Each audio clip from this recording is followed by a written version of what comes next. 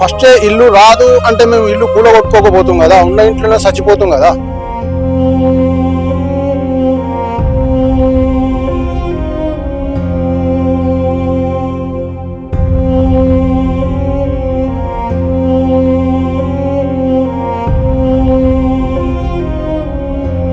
ఏ ఇల్లు కట్టాను 10,000 రూపాయలలా, నాకు అది చూపెట్టండి గవర్నమెంట్.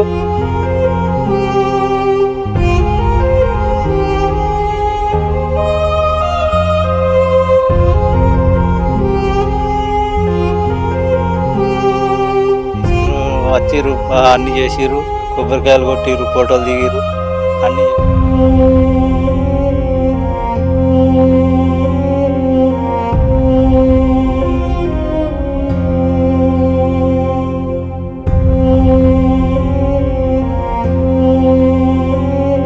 పంపించినటువంటి దాంట్లో ఆ యాప్ లో కనిపిస్తుంది వాళ్ళకు.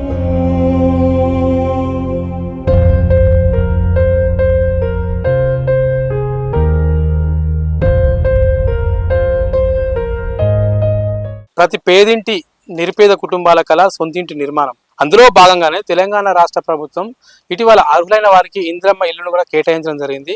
ప్రస్తుతం మనం హుజరాబాద్ నియోజకవర్గంలోని వీణవంక మండలంలో ఉన్నాం. అయితే ఇక్కడ ఏం జరిగిందంటే, ఇక్కడ మనం విజువల్స్ చూసుకోవచ్చు, వాళ్ళకి ఇందిరమ్మ ఇల్లు శాంక్షన్ అయిందని చెప్పడంతో ఆ ఇంటి నిర్మాణం కొరకు వాళ్ళు పునాదులు తవ్వడంతో పాటు బేస్మెంట్ తో సహా పిల్లర్ లేపడం జరిగింది. తీరా కట్ చేసి చూస్తే గతంలో ఇందిరమ్మ ఇల్లుకు సంబంధించిన 2 సిమెంట్ బస్తాలు తీసుకోవడం వలన ఇంటి నిర్మాణం మేము క్యాన్సిల్ చేస్తున్నామని గ్రామ శాఖ అధికారులు కూడా వీళ్ళకు నోటీస్ ఇవ్వడంతో ఆ ప్రొసీడింగ్ ఇల్లు కూడా క్యాన్సిల్ చేయడం జరిగింది.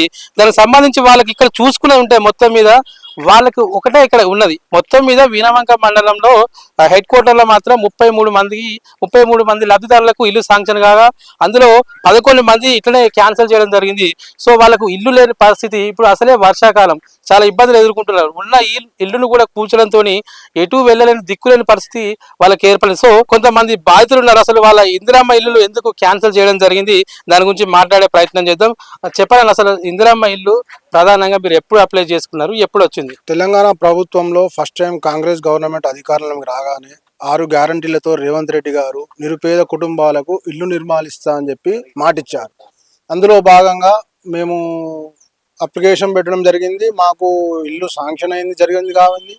ఇంకో విషయం ఏంటంటే, కార్యాలయం వచ్చి మేడం కొబ్బరికాయలు కొట్టి ముగ్గేసి వెళ్ళిపోయింది. ప్రొసీడింగ్ కాపీ ఇచ్చింది. మాకు కాపీ ఇచ్చిన తర్వాత మేము పిల్లలు లేపుకున్నాక కరెక్ట్ 2 డేస్ 3 డేస్ తర్వాత పిల్లలు వేసిన తర్వాత, మీరు ఇంతకుముందు గతంలో రాజశేఖర రెడ్డి ప్రభుత్వం హయాంలో మీరు 2 సిమెంట్ బస్తాలు తీసుకున్నారు, ఒక 5,000 రూపాయలు తీసుకున్నారు, మీకు ఇల్లు క్యాన్సిల్ అయిందని చెప్పడం జరిగింది. మేము ఉన్న ఇల్లు కూలగొట్టుకొని రోడ్డు మీద పోవడం జరిగింది. అదే భాగంగా అందులో మాకు ఫస్టే ఇల్లు రాదు అంటే మేము ఇల్లు కూలగొట్టుకోకపోతాం కదా, ఉన్న ఇంట్లోనే చచ్చిపోతాం కదా. ఇప్పుడు వచ్చింది ప్రొసీడింగ్ ఇచ్చినాక ఎవరికైనా నమ్మకం ఉంటుంది. ఇచ్చింది కాక కంపల్సరీ ఇలా కాకుండా రేపు డబ్బులు పడతాయి కట్టుకుందాం అన్నట్టు ఇక్కడనో అక్కడనో అప్పు చేసి కట్టుకున్నాం. 1,00,000 2 లక్షలు ఖర్చు వచ్చింది. ఇప్పుడు ఇల్లు రాదు అంటే, ఇప్పుడు ఇల్లు కట్టుకుందామంటే పైసలు లేవు, ఉందామంటే ఇల్లు లేదు. 2 పరిస్థితులు రోడ్ ఎక్కిచ్చారు. మా పరిస్థితి ఏంది ఇప్పుడు? మాకు అంటే ఇప్పటివరకు ఎంత ఖర్చు అయింది మీకు? మాకు 2 లక్షల చిల్లర దాటిందండి. పిల్లలు లేపి బేసిమిల్ లేపి అది పొక్కలు అవి అన్ని కథ చేసేసరికి మళ్ళీ వాళ్ళు చెప్పిన మెజర్మెంటే కట్టాలంట. అట్లా కూడా కాంప్రమైజ్ కట్టినాక ప్రొసీడింగ్ కాపిచ్చారు. ప్రొసీడింగ్ కాపిచ్చినాక కూడా నమ్మకం ఉంటుంది కదా అని మేము ఇల్లు ఇప్పినాం సార్. ఇల్లు ఇప్పుకున్నాం, రేకులు ఇప్పుకుంటే మాకు నోట్ల మన్నుబడి. అంటే మీకు అధికారులు వచ్చి అసలు ఏం చెప్పారు? మరి ఇల్లు క్యాన్సిల్ చేయడం జరిగింది, మళ్ళీ ఇస్తామన్నారా, లేకపోతే మీకు ఏమైనా ఆర్డర్స్ ఇచ్చిన తర్వాత కూడా మళ్ళీ నిర్మాణం స్టార్ట్ చేపట్టచ్చు అని చెప్పారా? మాకు ప్రభుత్వం నుంచి ఆదేశాలు వచ్చినాయండి. మీరు ఇంతకుముందు కూడా ప్రభుత్వం నుంచి లబ్ధి పొందిరు కాబట్టి ఇప్పుడు మీరు అర్హులు కాదు అని మాకు ఒక ఆర్డర్ వచ్చింది. ఆర్డర్ అంటే ఎక్కడి నుంచో కరీంనగర్ నుంచి పేపర్లు తీసుకొచ్చిండ్రు వాళ్ళు. 33 మందికి శాంక్షన్ అయితే 3 ఓకే అని 30 మంది పిక్కు.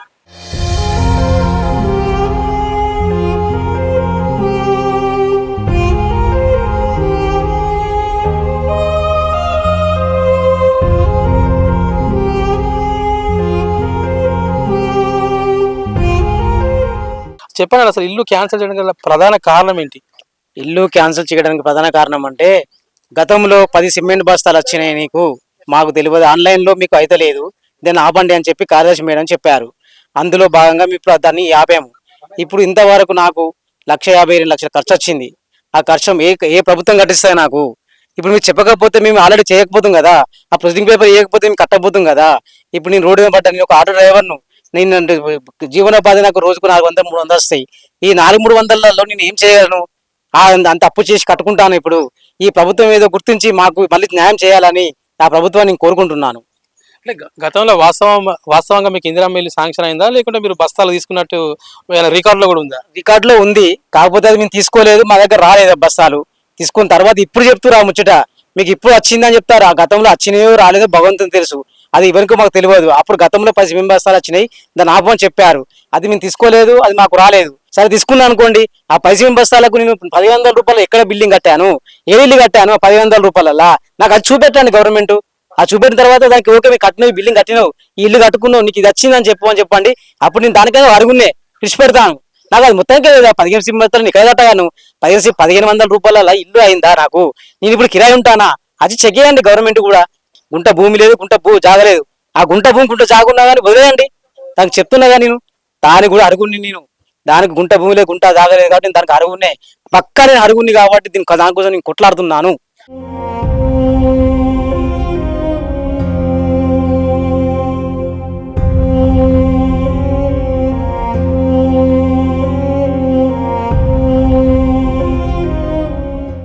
ఇందిరమ్మ ఇల్లు జాబితాలో కూడా ఇల్లు కోల్పోయినటువంటి మరొక బాధితులు ప్రస్తుతం మనతో ఉన్నారు.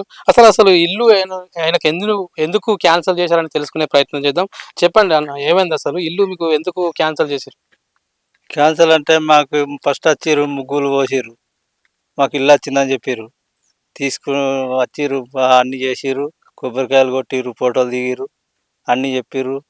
ఇక్కడ అన్నీ అయిపోయాక ఇల్లు ఇప్పి ముగ్గు పోసినాక పిల్లర్లు వేసే టైంకు మాకు ఇల్లు లేదు, మీకు వరకు తీసుకున్నట్టున్నదని వాళ్ళు దానిలో చూపెడుతుందని ఒకటి చెప్పి క్యాన్సల్ అని చెప్తారు.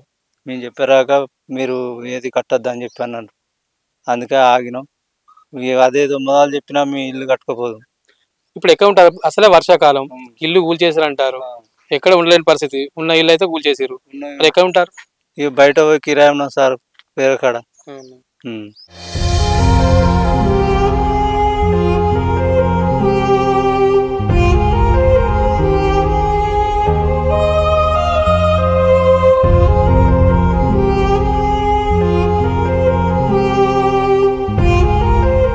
అర్హులైన లబ్ధిదారులకు ఇందిరమ్మ ఇల్లు కొంచెం అవకతవకలు జరిగాయి అంటున్నారు.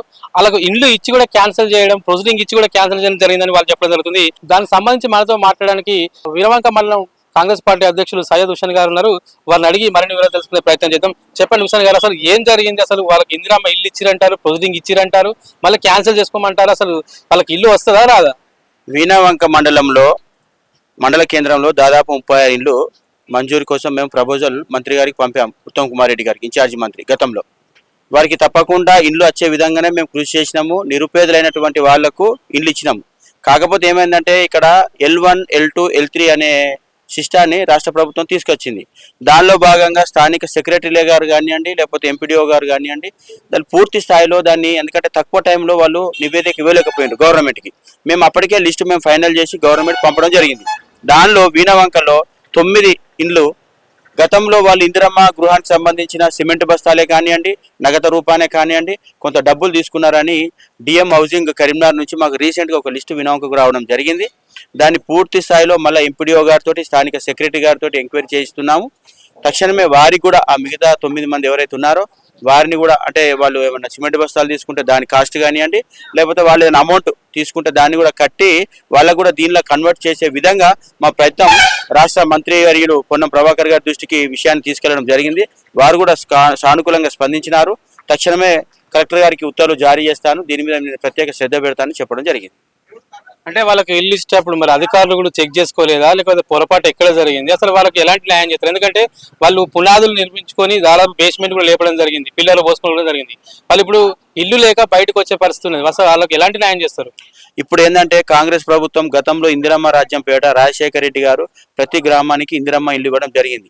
దానిలో దృష్టి పెట్టుకునే పేద బడుగు బలహీన వర్గాలు ప్రజలు కాంగ్రెస్ ప్రభుత్వం పైన నమ్మకం ఉంచి తప్పకుండా కాంగ్రెస్ ప్రభుత్వం ఇల్లు ఇస్తుందనే ఉద్దేశంతో వారు కట్టుకున్నటువంటి ఏదైతే ఇంతకుముందు ఉన్న షెడ్ కానివ్వండి, రేకుల షెడ్ కానివ్వండి, పూరి గుడిచె కానివ్వండి, పెంకుటిల్లు కానీ ఇవన్నీ ఇప్పుకొని ఖచ్చితంగా కాంగ్రెస్ ప్రభుత్వం న్యాయం చేస్తుందని వాళ్ళు ఇప్పుకున్నారు.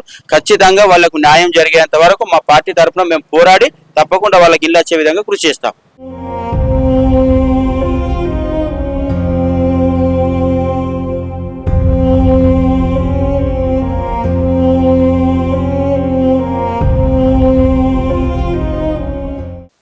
ఇచ్చే ముందు అంటే ఎంక్వైరీ చేసే కంటే ముందు కూడా ఫీల్డ్ మీరు చేసేటప్పుడు ఇందిరమ్మ ఇల్లు మీరు ఎంపిక చేసే ముందు మీకు కొన్ని సూచనలు చేస్తున్నామని చెప్పడం జరిగింది. ఏంటంటే గతంలో ఎవరైనా ఇందిరమ్మ ఇల్లు మీరు పొంది ఉన్నట్టయితే ఇప్పుడే చెప్పండి, దాని ప్రకారంగా మేము ఆ డీటెయిల్స్ కూడా రాసి రిమార్క్స్లో పెడతామని చెప్పడం జరిగింది. చాలామంది ఎవరు కూడా అట్లా రిపోర్ట్స్ చేయలేదు. ఈ రీవెరిఫికేషన్లో ఏంటంటే ఒక 38 మంది గతంలో ఇందిరమ్మ ఇల్లు పొంది అంటే దాంట్లో పేమెంట్ పొందినట్టుగా రికార్డుల్లో ఉంది. అలాంటి వాళ్ళకి మేము ఇప్పుడు హోల్డ్లో పెట్టడం జరిగింది. హోల్డ్లో పెట్టి దానికి సంబంధించినటువంటి రిపోర్ట్స్ జిల్లా యంత్రంగా సబ్మిట్ చేశాం. వాళ్ళు లిస్టు పంపించినటువంటి దాంట్లో ఆ యాప్లో కనిపిస్తుంది వాళ్ళకు గతంలో వాళ్ళ ఆధార్ నెంబర్ కానీ లేదంటే అకౌంట్ నెంబర్ కానీ రీడ్ చేసుకొని చేసినప్పుడు. ఉదాహరణకి ఒక పేరు మీకు చెప్తాను. గతంలోని మీకు హౌస్ శాంక్షన్ అయినట్టుగా ఉంది గవర్నమెంట్ ఇన్స్ట్రక్షన్ ప్రకారం గవర్నమెంట్ స్కీమ్లో. ఆమె కొంత పేమెంట్ పడినట్టుగా కూడా మాకు యాప్లో కనిపిస్తాం. దాన్ని బేస్ చేసుకొని ఈ లిస్ట్ వచ్చింది అట్లాగే వచ్చింది, దాని ప్రకారం మేము సర్వే చేసి సబ్మిట్ చేస్తాం. తెలంగాణ రాష్ట్రంలో కాంగ్రెస్ ప్రభుత్వం ఏర్పడిన తర్వాత 6 గ్యారెంటీలో భాగంగా ఇందిరమ్మ ఇల్లు అర్హులైన పేదవాడికి ఖచ్చితంగా ఇందిరమ్మ ఇల్లు వేయాలనేది ఒక హామీ ఇవ్వడం జరిగింది. దానిలో భాగంగా వీణవంక మండలంలో చూసుకునేది ఉంటే 33 మందికి అయితే ఇందిరమ్మ ఇల్లు ఇవ్వడం జరిగింది. అందులో 11 మందిని ఇప్పటికే రిజెక్ట్ చేయడం జరిగింది. అసలు రిజెక్ట్ చేయడానికి ప్రధాన కారణం ఏంటంటే గతంలో కూడా ఈ యొక్క ఇందిరమ్మ ఇల్లు వాళ్ళకు వచ్చిందని చెప్పడం జరుగుతుంది. దాంతోపాటు ఇందిరమ్మ ఇల్లు తీసుకోలేదని బాధితులు చెప్తున్నారు. చెప్పినప్పటికీ కూడా సిమెంట్ బస్తాలు తీసుకున్నారు, బిల్లులు తీసుకున్నారు అయితే ఆరోపణలు. అధికారుల దగ్గరికి పోతే మేము పారదర్శకంగానే లబ్ధిదారులను ఎంపిక చేయడం జరిగింది. 4 వీలర్స్ కానీ 2 వీలర్స్ కానీ ఉన్న వాళ్ళని కూడా మేము రిజెక్ట్ చేయడం జరిగింది. దీనికి తోడు కాకపోతే ఇలాంటి తరుణంలో ఇప్పటికే బాధితులు చెప్తున్న వర్షన్ ఏంటంటే మేము చాలా ఇబ్బంది పడి కూలీనాలు చేసుకొని డబ్బులు జమ చేసుకొని మేము పునాదుల నుంచి బేస్మెంట్ల నుంచి ఇల్లు నిర్మాణం చేపట్టడం జరుగుతుందని వాళ్ళు చెప్పడం జరుగుతుంది. అధికారులు మాత్రం మేము ముందే వాళ్ళకు సూచనలు చేసినాం, మీరు అర్హులైతేనే మీకు వస్తుంది, లేకుండా రాదని చెప్పడం జరుగుతుంది. దీంతో పాటు మాకు సత్వరమే న్యాయం చేయాలని ఇటు బాధితులు చెప్పడం జరుగుతుంది. వారికి ఏదో విధంగా ప్రభుత్వం ఆదుకుంటుందని అధికారులు చెప్పడం జరుగుతుంది. కెమెరా పర్సన్ ప్రణయ్తో సంతోష్, పీపుల్స్ మీడియా, వీణవంక నుంచి.